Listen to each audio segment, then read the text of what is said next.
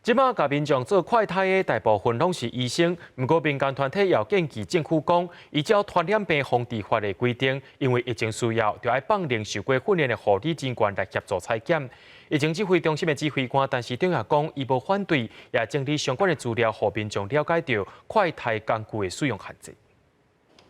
疫情继续伫咧滚价，为着增加疫情重点区快速体检的量能，即阵有生技公司捐几万支快筛试剂，予全台湾各地医疗院所，希望替这场国家防疫战尽一份力。快筛试剂的捐赠计划，让各县市政府的卫生单位更清楚的了解在什么时间、在什么场合、什么目的去使用这样的快筛试剂。 台湾本土病例爆发到今一礼拜外，平均每天超过500例，60岁患者重症率已经到20%。即马民间团体呼吁中央根据《传染病防治法》第28条规定，因应疫情的需要，希望会当放领快筛试剂检验人员的标准，让护理人员接受训练，也加入采检的工课，减轻医事人员的压力。在传染病防治法的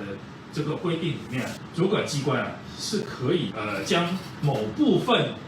重要的这个行为好比说这个疫苗管理使用接种的这种措施由受过训练且经过认可的这护理人员来实行。 各种受过训练来做协助相关的业务，我们都